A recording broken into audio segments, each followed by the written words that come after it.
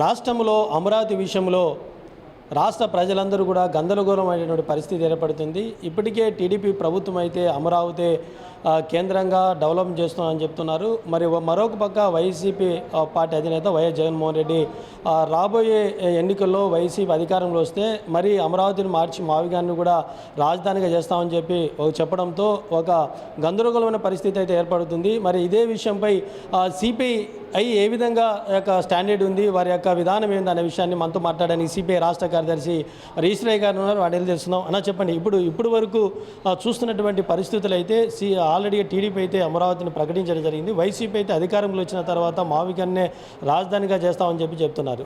దీనిపైన సిపిఐ పార్టీగా ఏ దానిపైన మీరు స్టాండర్డ్గా ఉన్నారు? మేము జగన్మోహన్ రెడ్డితో లేము, చంద్రబాబు నాయుడుతో లేవు. ఉమ్మడి రాష్ట్రంలో రాష్ట్ర విభజన జరిగిన సందర్భంలో అన్ని రాజకీయ పార్టీలు కూడా అమరావతిని రాజధానిగా విజయవాడ గుంటూరు మధ్యలో అమరావతిని రాజధానిగా చేయాలని చెప్పినటువంటి అంశం ఏదైతే ఉందో దాన్ని ఆ తీర్మానానికి భారత కమ్యూనిస్ట్ పార్టీ సిపిఐగా మేము నిర్ద్వందంగా కట్టుబడి ఉన్నాం. మాకు ఇందులో భిన్నాభిప్రాయము ఏ ఒక్కటి లేదు. మేము అమరావతిలో రాజధాని కొనసాగాలని చెప్పే మేము కోరుతా ఉన్నాం. ఇప్పుడు జగన్మోహన్ రెడ్డి గారు మావిగాని అన్నారు కాబట్టి, చంద్రబాబు నాయుడు గారు ఇది అన్నారు కాబట్టి ఇక్కడ అదే సమస్య వస్తూ ఉంది. చంద్రబాబు నాయుడు గారు తన పార్టీ రాజధాని అని చెప్పి ఆయన ఫీల్ కావడం, జగన్మోహన్ రెడ్డి గారు దీంట్లో మాకేం పాత్ర లేదని చెప్పేసి ఆయన తను చెప్పిన మాట నెరవేరలేదనేటువంటి భాగంగా ఆయన ఫీల్ కావడం ద్వారా రాజధానికి నష్టం జరుగుతుంది. కాబట్టి ఇలాంటి వాటికి జోలికి పోకుండా చంద్రబాబు నాయుడు గారు కూడా అన్ని రాజకీయ పార్టీల యొక్క అభిప్రాయం ప్రకారము దాన్ని కన్సర్న్లోకి వెళ్ళి ఈరోజు అలాంటి ఏమన్నా ఒకటి అరా ఉంటే వాటి కూడా పరిష్కరించేటువంటి దిశగా వారు ఆలోచన చేయాలి. మా పార్టీ స్టాండ్ అయితే we are stand with Amaravati. At that same time రాష్ట్రంలో ఉన్నటువంటి వెనకబడ్డటువంటి ప్రాంతాలు ఏవైతే ఉన్నాయో అభివృద్ధిలో, అది ఉత్తరాంధ్ర కావచ్చు, రాయలసీమ కావచ్చు, పల్నాడు జిల్లా కావచ్చు, బాపట్ల జిల్లా కావచ్చు, ప్రకాశం జిల్లా కావచ్చు, ఈ జిల్లాలను కూడా అభివృద్ధిలో ముందుకు తీసుకొని రావడానికి ఆన్గోయింగ్ ప్రాజెక్ట్స్ ఆ జిల్లాలో ఏవైతే ఉన్నాయో వాటిని పైన డబ్బులు వెచ్చించి, నిధులు వెచ్చించి అభివృద్ధిని సమగ్రాభివృద్ధిగా తీసుకొని రావాలి. ఒకే చోట అభివృద్ధిని అంతా కేంద్రీకరించడానికి అవకాశం తీసుకోవద్దు. ఒక్కసారి ఎగ్జాంపుల్ హైదరాబాదును పరిశీలన చేయండి. ఒక్క హైదరాబాద్ మాత్రమే అభివృద్ధి చెందడం ద్వారా మొత్తం పాలకవర్గాలు డబ్బులన్నీ తీసుకొని పోయి ఎవరొచ్చినా అక్కడే కేంద్రీకరించడం ద్వారా చాలా నష్టం విభజన జరిగిన తర్వాత నష్టం జరిగినటువంటిది. అదే 4-5 ప్రాంతాల్లో సిటీస్ డెవలప్ కావడం, వివిధ ప్రాంతాల్లో పారిశ్రామిక రంగం అభివృద్ధి కావడం, విద్యారంగం అభివృద్ధి కావడం, నీటి వనరులు అభివృద్ధి కావడం ద్వారా ప్రాంతాల మధ్య కూడా అభివృద్ధిని పెంచుకోవడానికి అక్కడ కూడా ఉద్యోగ కల్పన కానీ, ఉపాధి అవకాశాలు కానీ ఇవన్నీ పెరగడానికి ఆస్కారం ఉంటుంది. ఒకే ప్రాంతంలో అన్నీ ఇక్కడే కేంద్రీకరణ అంటే అది సరైనది కాదు. దట్టు అమరావతిని ఫ్రీ జోన్గా ప్రకటించమని చెప్పి సిపిఐ డిమాండ్ చేస్తూ ఉంది. రాజధాని రాష్ట్ర ప్రజలందరిది కావాలి తప్ప ఏ ఒక్కరి సొత్తు కాదు. అది ఫ్రీ జోన్గా ప్రకటించమని మేము డిమాండ్ చేస్తాం. ఇప్పుడు ప్రధానంగా అమరావతికి లక్షలాది ఎకరాలు భూములన్నీ కూడా రైతుల నుంచి తీసుకోవడం జరుగుతుంది. దానిపైన సిపిఐగా ఏ విధంగా ఇన్ని ఎకరాలు రాజధానికి అవసరం అంటారా? మేము మొదటి దశలోనే చంద్రబాబు నాయుడు గారికి, ప్రభుత్వానికి మేము విజ్ఞప్తి చేశాం. మొదట 38,000 ఎకరాలు తీసుకున్నారు. తర్వాత రిమైనింగ్ మళ్ళొక 20,000 ఎకరాలు తీసుకున్నారు. మొత్తం 54,000 ఎకరాలు భూమిని తీసుకున్న నేపథ్యంలో ఈ భూమి సరిపోతుంది అని చెప్పి మేము చెప్పాం. తర్వాత దాన్ని క్రమక్రమంగా ఈరోజు 1,00,000 ఎకరాలకు దాన్ని తీసుకోవాలనేటువంటి పద్ధతిలో ప్రయత్నం చేసినాం. రెండోసారి భూసేకరణకు భారత కమ్యూనిస్ట్ పార్టీ సిపిఐ వ్యతిరేకము.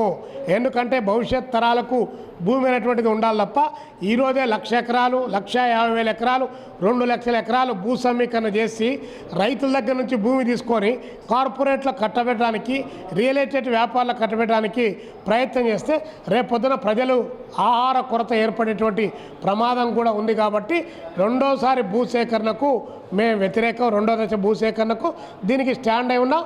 మేము ప్రభుత్వానికి చెప్తున్నాం, రైతాంగం అలాంటి ఆందోళన చేస్తే దానికి మద్దతు కూడా మేము రైతాంగం పక్క నిలబడి పోరాటాల్లో కూడా ఉన్నాం.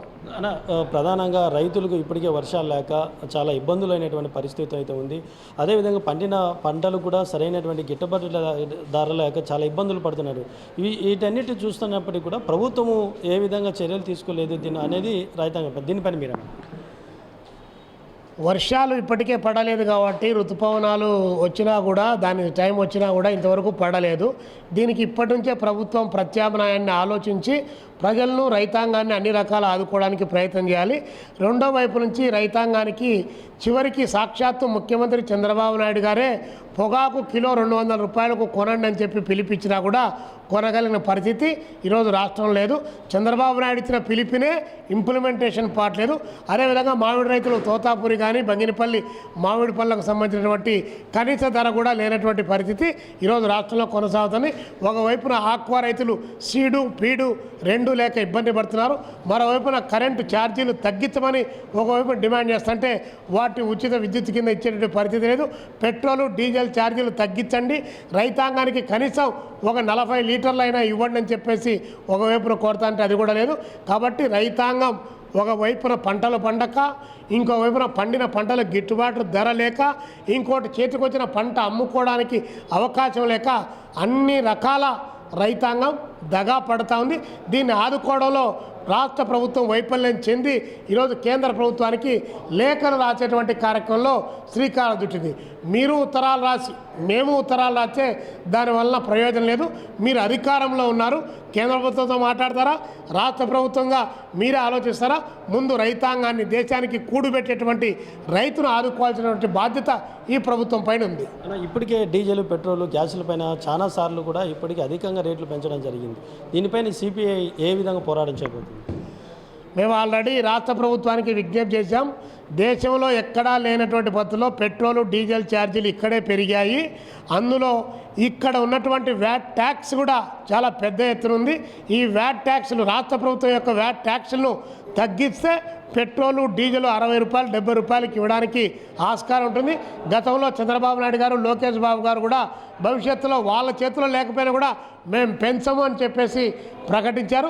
వాళ్ళు పెంచము అనేటువంటి దానికి కారణం ఏంటంటే ఈ రాష్ట్రంలో మేము వ్యాట్ ట్యాక్స్లను మేము తగ్గించుకుంటాం, ప్రజలకు అందుబాటులోకి వచ్చే పద్ధతిలో ప్రయత్నం చేస్తామనేటువంటిది వారి ఉద్దేశం. కానీ ఏరు దాటేంత వరకు ఏరు మల్లన్న, ఏరు దాటిన తర్వాత డ్యాస్ మల్లన్న అనేటువంటి పద్ధతిలో అధికారం వచ్చిన తర్వాత ఇచ్చిన వాగ్దానాలను అమలు చేయడంలో ఈ ప్రభుత్వం వైఫల్యం చెందింది. అంతర్జాతీయ మార్కెట్లో కూడా క్రూడ్ ఆయిల్ ధరలు బాగా తగ్గాయి. అయినా కూడా భారతీయ మార్కెట్లో పెట్రోల్, డీజిల్ అదేవిధంగా ఇతరేతరమైనటువంటి ఆయిల్ ధరలు పెంచి ప్రజల యొక్క మూలుగులు పీల్చేటువంటి కార్యక్రమానికి ఈరోజు కేంద్ర రాష్ట్ర ప్రభుత్వాలు ప్రయత్నం చేస్తున్నారు. ఇప్పుడే ఈ యూట్యూబర్స్ పైన కూడా ప్రభుత్వానికి వ్యతిరేకంగా ఎవరైతే ప్రశ్నిస్తున్నారో వారందరిపైన కూడా కేసులు నమోదు చేయడం జరుగుతుంది. దీనిపైన సిపిఐ గారు పోరాటం కూడా చేస్తుంది. దీనిపైన మీరేమంటారు? యూట్యూబర్స్ పైన కానీ లేదా ప్రశ్నించేటువంటి వాళ్ళపైన కానీ ఆ ప్రశ్న అనేటువంటి దాన్ని బేస్ చేసుకొని ప్రతిపక్ష పార్టీలు కానీ లేదా ఇతరేతరమైనటువంటి సంఘ సేవకులు లేదా ఇతర సంఘాల వాళ్ళు కానీ ఏదైనా కూడా వారి సమస్యలపైన మాట్లాడే సందర్భంలో ప్రభుత్వం పైన కానీ ప్రభుత్వం యొక్క వైఫల్యాలపైన కానీ విమర్శలు చేయడం అనేటువంటిది సహజంగా జరిగేటువంటిది. అది ప్రజాస్వామ్య ప్రక్రియ. ఈరోజు మేము ఎన్ని తప్పులు చేసినా, మేము ఏం మాట్లాడినా, మేము బూతులు మాట్లాడితే అవన్నీ ప్రవచనాల లెక్కన మీరు తీసుకోవాలి. ఇతరులు ఆ బూతులు ఇమిటేట్ చేస్తే మమ్మల్ని ఇమిటేట్ చేసేంత మగోనివా అని చెప్పేసి ఈరోజు వ్యవహారం అనేటువంటిది రాష్ట్రంలో నడుస్తుంది. ఇది ఒక రకంగా చెప్పాలంటే అప్రకటిత కర్ఫ్యూ లాగా, అప్రకటిత ఎమర్జెన్సీ లాగా ఈరోజు రాష్ట్రంలో ఈ యొక్క ఒరవడి కొనసాగుతుంది. దానికి ప్రధానమైన కారణం అక్కడ మన విజయవాడలో ఉన్నటువంటి గవర్నర్పేట పోలీస్ స్టేషన్ మన పోలీస్ స్టేషన్లో సాయి కృష్ణ అనేటువంటి అతను, లేదా కర్నూలులో గంగమ్మ అనేటువంటి అతను, అదే విజయవాడలో అదే అక్కడ ఉన్నటువంటి పోలీస్ స్టేషన్లోకి నాగరాజు గారి దగ్గరికి రావడానికి భయపడి ఆత్మహత్య చేసుకున్నటువంటి ఘటనలు, ఈ నిన్న ప్రశ్న రావణ్ను అరెస్టు మీద అరెస్టు 4 అరెస్టులు చేసి 4 బెయిల్ తీసుకొని వస్తే కూడా జడ్జీలు ఇచ్చిన బెయిల్నే సవాల్ చేస్తూ ఊపా చట్టం కింద అరెస్ట్ చేయడం అంటే మరి టెర్రరిస్ట్ యాక్టివిటీ ఉన్నటువంటి వాళ్ళు ఊపా చట్టం కింద పెడతారు. అలాంటి ఊపా చట్టాలు ప్రయోగించడం అంటే సివిల్ లిబర్టీస్కు, పౌర స్వేచ్ఛకు, పౌర హక్కులకు భంగం కలిగేటువంటి చట్టాలు వినియోగిస్తున్నారంటే భవిష్యత్తులో మరింత పెద్ద ఎత్తున నిర్బంధం పెరుగుతుంది. కాబట్టి ఆ నిర్బంధాలకు వ్యతిరేకంగా కమ్యూనిస్టు పార్టీ తన యొక్క పుట్టుక నుంచి కూడా పోరాటం చేస్తుంది, భవిష్యత్తులో పోరాటం చేస్తుంది. ఈ నేపథ్యంలో 10వ తారీఖు విజయవాడలో అన్ని రాజకీయ పక్షాలను, ప్రజా సంఘాలను, మేధావులను కూడా పిలిచి ఆహ్వానించి ఒక రౌండ్ టేబుల్ సమావేశం పెట్టి అక్కడ చర్చించి మరింత భవిష్యత్ పోరాట కార్యక్రమాన్ని తెలియజేస్తాం. ఫైనల్గా ఎస్ఆర్ అనేటువంటిది ఓటర్ వెరిఫికేషన్ తీసుకొచ్చారు. దీన్ని ఎందుకు తీసుకొచ్చారు? దీనివల్ల చాలా దేశంలో, రాష్ట్రంలో కూడా ప్రజలు ఇబ్బంది అనేటువంటి పరిస్థితి ఉంది. దీనిపైన మీరేమంటారు? ఎస్ఆర్ అనేటువంటి ప్రక్రియ తీసుకొని రావడం అంటే ఎస్ఆర్కు ఇది ఎన్ఆర్సీ, సిఏఏ, ఎన్పిఆర్కు ప్రత్యామ్నాయమే ఎస్ఆర్ అన్నటువంటిది. భారతీయ జనతా పార్టీ సిఐఏ తీసుకొని వచ్చినప్పుడు ఈ దేశంలో పెద్ద ఎత్తున కోట్లాది మంది ప్రజల యొక్క ఆందోళన చవిచూసింది. కాబట్టి అది సాధ్యం కాలేదు. కాబట్టి ఎస్ఆర్ అనేటువంటి ప్రక్రియను ఈ దేశంలో మొదలుపెట్టి వారికి వ్యతిరేకంగా ఎవరైతే ఉన్నారో అలాంటి వాళ్ళ యొక్క ఓటర్లను తొలగించడానికి కావాల్సినటువంటి ప్రయత్నం కొనసాగింపులో భాగంగానే ఎస్ఆర్ ప్రక్రియ కొనసాగుతుంది. నిజంగానే ఓటర్ రివిజన్ చేయాలంటే ఎస్ఎస్ఆర్ అనేటువంటిది ఒకటి ఆల్రెడీ ఎవ్రీ ఇయర్ కొనసాగుతుంది. దాన్ని పక్కన పెట్టి దీన్ని తీసుకొని వచ్చి ఈరోజు భారతదేశంలో ఇప్పటికే ఎస్ఐఆర్ ప్రక్రియ జరిగినటువంటి రాష్ట్రాల్లో 6.5 కోట్ల మంది ఓటర్స్ను తొలగించారు. నిన్న జరిగినటువంటి 5 రాష్ట్రాల ఎన్నికల్లో ఒక్కొక్క రాష్ట్రంలో 74 లక్షలు, 90 లక్షలు, 9 లక్షలు, 1,11 లక్షలు, 1,10 ఇట్లా ఓటర్లందరినీ కూడా తొలగించి 6.5 కోట్ల మందిని ఓటర్స్గా ఉన్నట్టు వాళ్ళందరినీ తొలగించడం జరిగింది. పైగా మొత్తం దేశవ్యాప్తంగా ఎస్ఐఆర్ ప్రక్రియ పూర్తయినప్పటికీ 20 కోట్ల మందిని తొలగించడానికి ఈ యొక్క ప్రభుత్వం ప్రయత్నం చేస్తుంది. ఇలా 20 కోట్ల మందిని తొలగిస్తే రేపు ప్రజాస్వామ్యానికి తీవ్రమైనటువంటి ఇబ్బంది కలుగుతుంది. దేశంలో మొత్తం భారతీయ జనతా పార్టీని సమర్థించేటువంటి పార్టీలు దాన్ని సమర్థించి తీరాలి. వారు ఏమి నిర్ణయం చేసినా ఇంప్లిమెంట్ కావాలనే లక్ష్యంతో ఈరోజు వారి వ్యతిరేకులపైన ఇలాంటి అన్నీ కూడా లేనిపోని నిబంధనలు పెట్టి ఓటర్లుగా వాళ్ళని లేకుండా చేయడానికి కావాల్సినటువంటి ప్రయత్నం చేస్తుంది. దీన్ని మేము పూర్తిగా నిర్ద్వందంగా వ్యతిరేకిస్తున్నాం. ఓటర్లు అందరికీ కూడా పిలుపునిస్తున్నాం.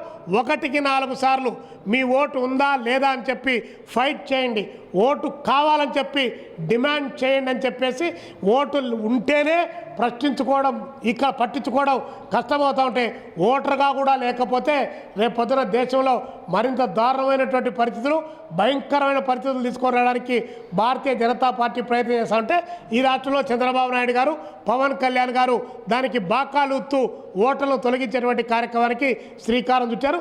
ఇది ఏమాత్రం కూడా సమర్థనీయం కాదు. ఈ ఎస్ఐఆర్ ప్రక్రియను మరొక 3 మాసాలు పెంచమని చెప్పి మేము డిమాండ్ చేస్తూ ఉన్నాం. ఇది సిపిఐ రాష్ట్ర కార్యదర్శి ఈశ్వరయ్య చెప్తున్నటువంటిది. ఎస్ఆర్ అనేటువంటిది తీసుకురావడం బట్టి ఓటర్లు చాలా నష్టపోయేటువంటి విధంగా ఉంది. ఇప్పటికే దేశంలో దాదాపు 6 కోట్ల మంది ఓటర్లు నష్టపోయారు. ఇది ప్రక్రియ పూర్తయ్యాల దాదాపు 20,000 మంది కూడా ఓటర్లు నష్టపోయేటువంటి అవకాశం ఉంది. ఇది ఏదైతే కేంద్ర ప్రభుత్వం తీసుకొచ్చి ఉందో ఎస్ఆర్ అనేటువంటిది, ఇది దేశంలో ఉన్నటువంటి రాజకీయ పార్టీలు అన్నింటి కూడా ఒక ముక్తకంఠంగా ఒక ఏకతాటి మీదకి వచ్చి ఇదన్నీ కూడా వ్యతిరేకించాలి. దీనిపైన కూడా పోరాటం చేయాల్సినటువంటి అవసరం ఎంతైనా ఉంది. ప్రతి ఒక్క ఓటరు కూడా తమ ఓటు హక్కును సాధించేందుకు వరకు పోరాటం చేయాల్సింది. భవిష్యత్తులో సిపిఐ పార్టీ ఆధ్వర్యంలో కూడా తప్పకుండా ఈ యొక్క ఎస్ఆర్కు వ్యతిరేకంగా పోరాటం చేస్తామని చెప్పి కూడా సిపిఐ రాష్ట్ర కార్యదర్శి ఈశ్వరయ్య చెప్తున్నారు. కెమెరామెన్ హరితో రాజు, 99 టీవీ, కడప.